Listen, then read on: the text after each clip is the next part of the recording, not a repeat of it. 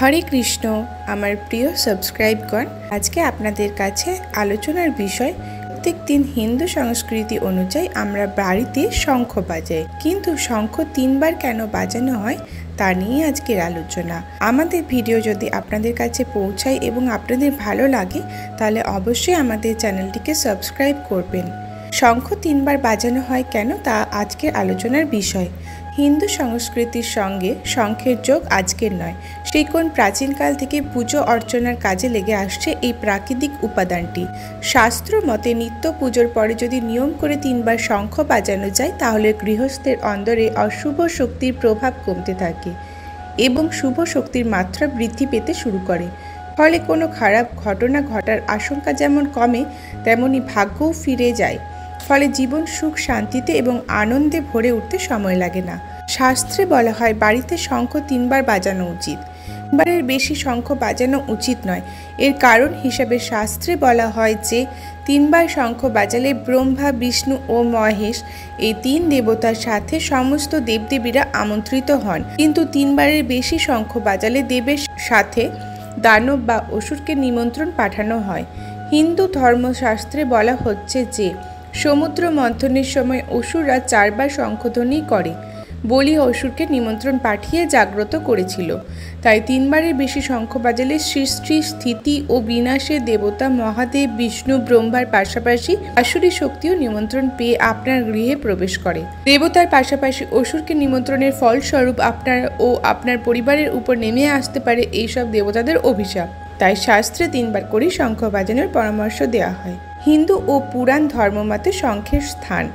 পবিত্র সনাতন ধর্মে শঙ্খ ভগবান বিষ্ণুর প্রতীক। একে বিষ্ণুর অর্ধাঙ্গী হিসেবেও পুজো করা হয়।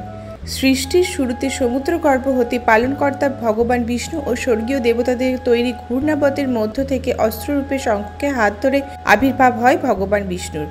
অপরদিকে শঙ্খ ধন ও প্রতিপত্তি দেবী মা লক্ষ্মীর আব্রু। ব্রহ্মবৈবর্ত পুরাণ মতে শঙ্খ ভগবান বিষ্ণু এবং মা লক্ষ্মীর অধিষ্ঠানকারী মন্দির। পুজো অর্চনার শঙ্খের ব্যবহার। আরতিতে 2 ধরনের শঙ্খ ব্যবহার করা হয়ে থাকে, একটি পুজোর পর্বে শঙ্খনাদ ধ্বনি উচ্চারণের আর অন্যটি পুজোর সামগ্রিক হিসাবে প্রণীত পুজো প্রয়োজনে হয়। কিন্তু কখনোই পুজোর আগে বাজানোর জন্য ব্যবহৃত শঙ্খ পুজোর কাজে ব্যবহার করা উচিত নয়। বরাহ পুরাণ স্পষ্টভাবে বলেছে কখনোই মন্দিরের দ্বার শঙ্খ ধ্বনির উচ্চারণ ব্যতীত খোলা উচিত নয়। বামাবর্তী শঙ্খ বাজানোর জন্য ব্যবহৃত হয়। যেহেতু শঙ্খনী জাতীয় শঙ্খ ব্যবহার নিষিদ্ধ, তাই এগুলো কালো জাদু, যাকে বলা হয় অঘরী বিদ্যা কিংবা অপদেবতার আরাধনায় কাজে লাগানো হয়। শঙ্খ ব্যবহারের কয়েকটি গুরুত্বপূর্ণ বিষয়। যে শঙ্খ ব্যবহার করা হয় সেটা কখনোই পুজোর শঙ্খ হিসাবে ব্যবহার করা যাবে না। শঙ্খ বাজাবার পর সেটা ধুয়ে রাখা জল কখনোই দেবদেবীকে অঞ্জলি দেওয়া চলবে না। কখনোই পুজোর কাজ ছাড়া বাজানোর কাজে শঙ্খটি রাখা যাবে না। কোনো ক্ষেত্রে শিব পিণ্ডীকে নিত্য পুজো চলাকালীন শঙ্খ দিয়ে স্পর্শ করা যাবে না। দেবাদি দেব মহাদেব এবং সূর্যদেবের স্নানের কাজে কখনোই শঙ্খ ব্যবহার করা যাবে না। শঙ্খের ধর্মীয় এবং বৈজ্ঞানিক উপকারিতা। শঙ্খকে ওম ধ্বনির উৎপাদক বলা হয়। শঙ্খ ধ্বনি যত দূর পর্যন্ত যায় তত দূর পর্যন্ত লক্ষ্মী দেবী অবস্থান করে। সুলক্ষভ শ্বাসবিষ দোষনাশক হিসাবেও ব্যবহৃত হয়। মুখের যে কোনো দাগ মোচন করে শঙ্খ চূর্ণ। শাঁখ বাজাতে গেলে আমাদের শ্বাস প্রশ্বাসকে নিয়ন্ত্রণ করতে হয়। শাঁখ থেকে ওম শব্দটি নির্গত হয়। সৃষ্টিরও আগে থেকে এই ওম শব্দটির অস্তিত্ব রয়েছে বলে মনে করা হয়। শঙ্খ বাজালে যে ধ্বনি উৎপন্ন হয় তা থেকে 3 ধরনের শক্তি নির্গত হয়। একটি হলো চৈতন্য। এই শক্তি বৃত্তাকারে শাঁখের খোলসের মধ্যভাগ হতে চতুর্দিকে ছড়িয়ে পড়ে। আরেকটি হলো ধ্যান, যার তির্যক সরল রৈখিক পথে 4 পাশে ছড়িয়ে পড়ে। আর সর্বশেষ শক্তিটি হলো আনন্দ, যেটা ক্রমান্বয়ে শঙ্খের মধ্যভাগ হতে ধীরে ধীরে সবার অন্তরে ছড়িয়ে পড়ে।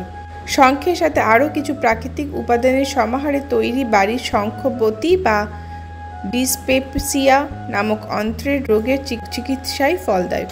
এটি বাত, পিত্ত দমন এবং সৌন্দর্য ও শক্তি বৃদ্ধিতে সাহায্য করে।